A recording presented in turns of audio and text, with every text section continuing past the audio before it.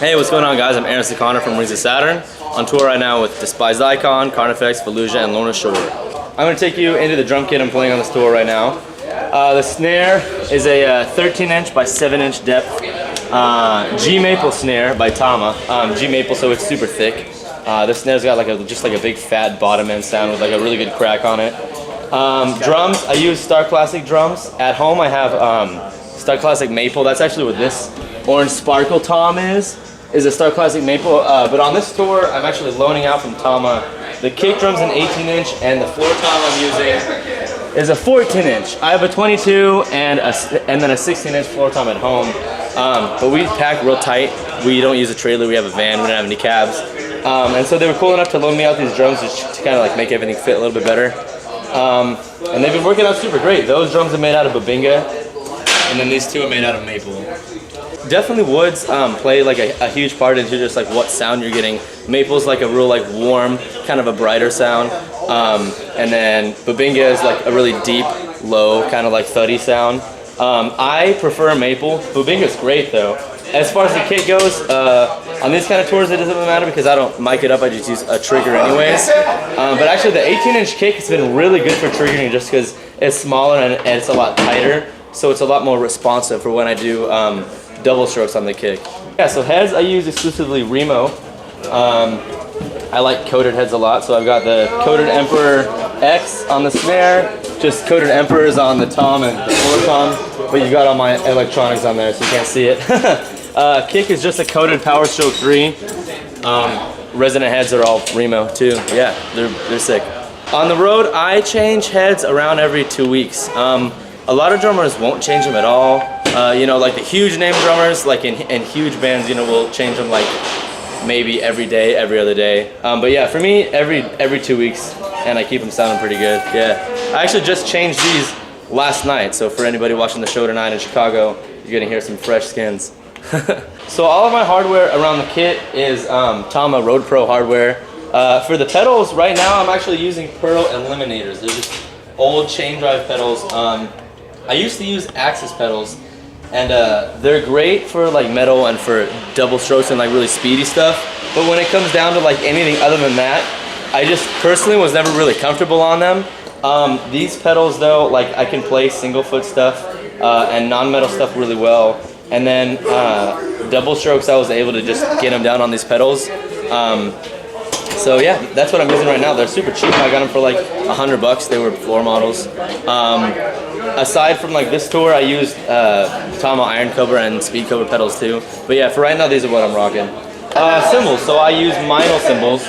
I go through different types of cymbals. Not necessarily day to day, but just kind of how I'm feeling, I guess. But primarily, like my workhorse cymbals are these Byzance. These are Byzance traditional hi-hats. These are Byzance brilliant crashes. These two are my favorite sounding things in the world. I have a Byzance traditional China too, a 20-inch in my bag somewhere, but I'm not using that on this tour because you know, like I hit super hard and this is like a metal band, so I use things that are kind of like a little bit thicker. So I have this Classic Customs Dark China. These things sound mean, they last a long time, and they just look sick. And then I have this Byzance Serpent's Ride that I've been using for probably 2 years. At home, you know, depending on the style, I'll go through different like lines of the Meinl and different lines of the Byzance series. So I have like some extra dry cymbals, some of those dual Meinl cymbals. I don't know if you've ever seen them, but they have they're like unlaid in the middle and then like super shiny on the outside. They sound killer. Definitely check those out. As far as sticks go, so I use Vic Firth. Most of the time, like for these kind of sets, I use the metal series. Is what they're called. They're just thicker and longer than most sticks that you're gonna see. A lot of times, not necessarily in this band, if I can pull them out. Oh, there we go. They're real thick, real big. These are MS2s, the Core Master series from Vic Firth. I play these when I'm doing most of the styles, you know, like punk music, rock, some metal songs, some like ring songs like on the albums. I track with these, you know, if they're like the slower tempos. But yeah, as far as the ring set, usually just those metal series sticks is what I use for Vic Firth. My setup's pretty simple. As far as electronics go, I have my own personal mixer here, and that's what I get. I get my metronome track from the computer that we use live, routed to my mixer so that I can hear it in my ears, and then I route my module to my ears as well as the house through this DI box, and that, you know, is just so that I can like monitor my kick trigger. As far as what the actual gear is, I'm using a Mackie mixer. Something you can get super simple, super cheap at a Guitar Center. As far as my module and my trigger goes, this is a Roland TM2. I have a RT10K, and then I swap between an RT30K as far as the trigger. But this module right here is one of the best in the business right now. They're really inexpensive. They're like less than 200 bucks. You can load any like sound that you want onto it because it's got an SD card reader, and it's just super accurate. There isn't any latency. The settings, like, you have just enough settings but not too many, you know, to where you're gonna get confused and get into that sort of like unnecessary realm.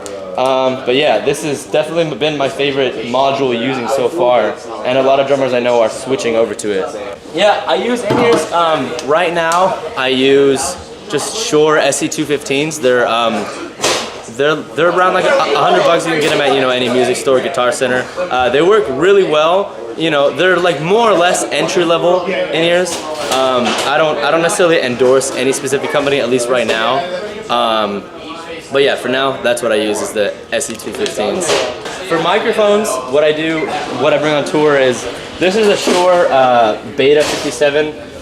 Most mics that people see and use on snares are SM57s, so this is just kind of like the brother of that one, so to speak. The SM57's a lot thinner, this one's a little bit fatter.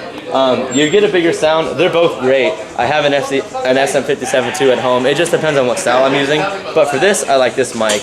Toms, and then the underside snare, I just have the Sennheiser E604s. I've had those for years and years and they've never broken. That's kind of like the industry standard, especially for touring. As far as tom mics go, like I said, I trigger in this band, but at home I use a Beta 57 for the kick, also by Shure. I don't have any condenser mics or like pencils or overhead mics yet.